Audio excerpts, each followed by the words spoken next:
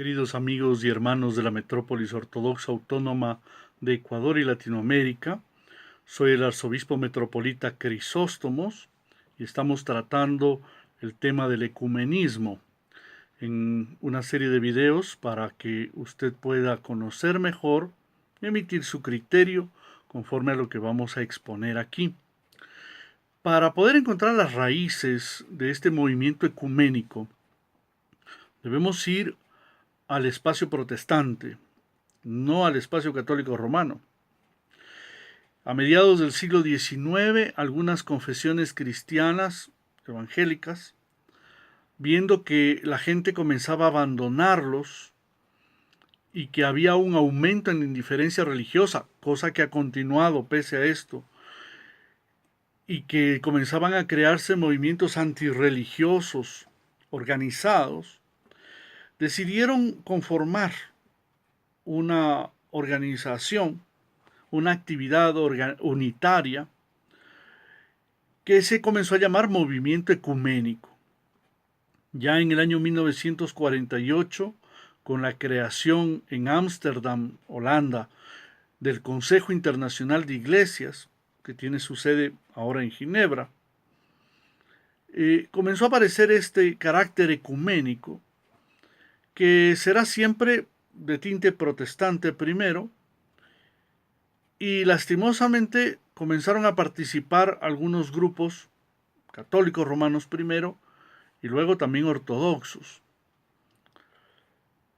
Los católicos romanos se negaron en un inicio a entrar y participar, y la opinión de la mayoría de obispos previo al Concilio Vaticano II fue negativa a este movimiento ecuménico.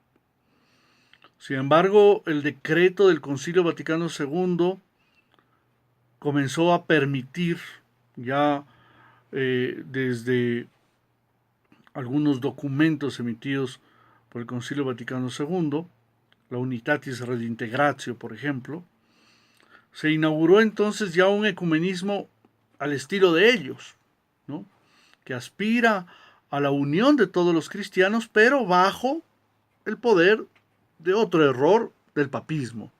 es decir, de que sea el Papa el que administre esa unión. Debemos confesar y debemos declarar que tristemente, después de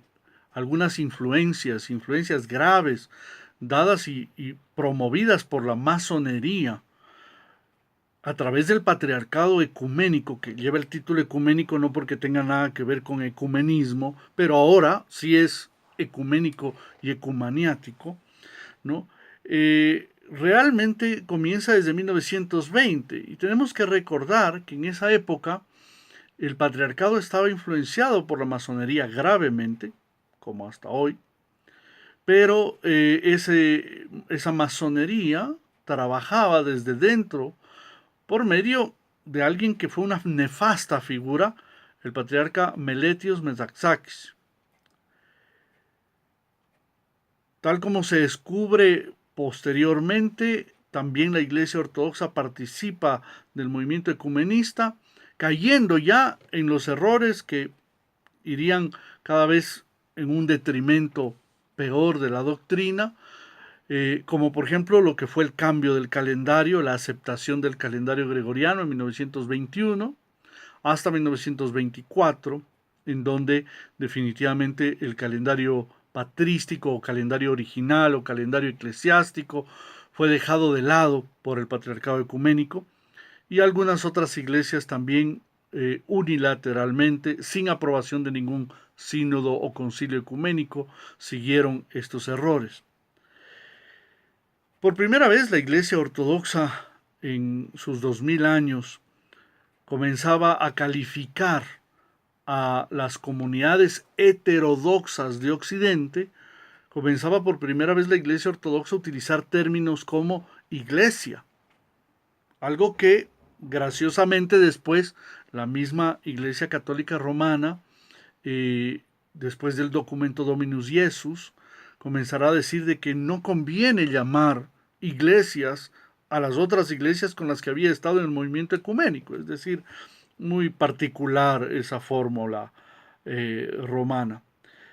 Y la Iglesia Ortodoxa cae en un error, algunos ortodoxos que caerían en el pseudo-ortodoxismo, ¿no? Y bastaría recordar que en el año 1895, el mismo patriarcado ecuménico, en una circular que fue enviada a todos los patriarcas, ponía al papismo fuera de la iglesia, no como parte de la iglesia. Claro que hay este engaño en 1964 en que el patriarca Atenagoras, también influenciado por la masonería, visitaría a Pablo VI y se levantarían las excomuniones de los dos lados. Pero ese levantamiento de excomunión no fue aprobado por ningún sínodo, ni fue una voluntad de todos los ortodoxos, no. Fue una cosa unilateral. Mucha gente en Occidente no entiende la eclesiología ortodoxa y por lo tanto no entiende que para que se tome una resolución grave como es esto de decidir orar o unirse con comunidades heterodoxas, es decir, con comunidades que no siguen la ortodoxia de la fe, es necesario que haya un acuerdo entre todos los patriarcados y entre todas las partes del cuerpo de la iglesia. En ese mismo sentido, también es igual de erróneo y de grave la idea de un sínodo pan-ortodoxo, como ahora se plantea para junio-julio del 2016, donde no participa la totalidad del cuerpo de la Iglesia ortodoxa, sino la gran mayoría de ecumenistas, de aquellos que ya han caído en el error y que ya influenciados por la masonería han caído en innumerables errores contra la doctrina original de la Iglesia. Ya desde 1920, teniendo como modelo la intercomunión de naciones, el ecumenismo propuso una conjunción y comunión entre las iglesias, donde como objetivo principal se iban a hacer una revisión de las diferencias dogmáticas, buscando una conciliación,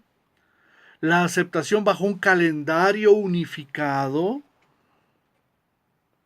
que trajo división a la iglesia ortodoxa original, y la composición de congresos intercristianos para tomar decisiones. Eso ha llevado a que en algunos países, entre las diferentes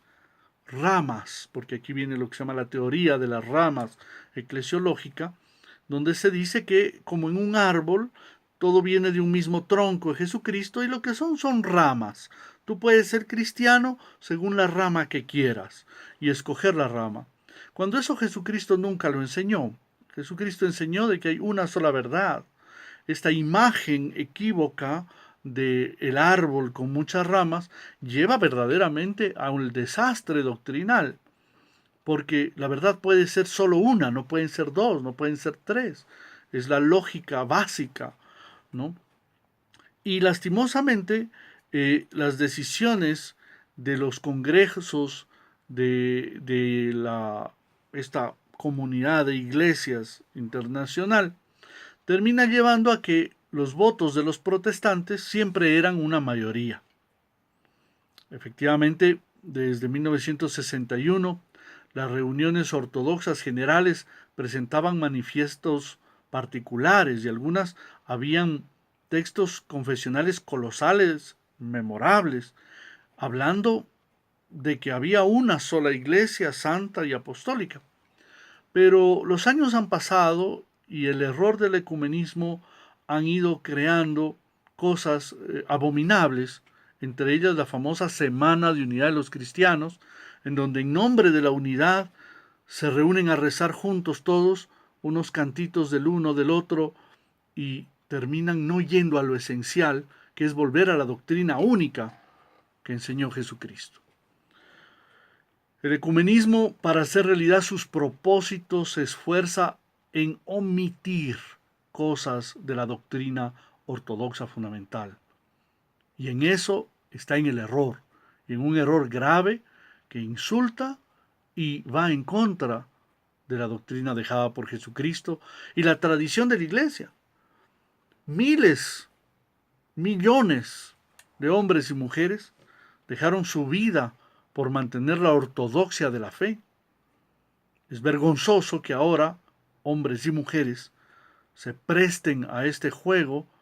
pisoteando la sangre de mártires y de testimonios cristianos. En todo ese sentido, queridos hermanos, queremos que en estos videos usted vaya conociendo de dónde viene este movimiento ecuménico, de dónde aparece y hacia dónde va.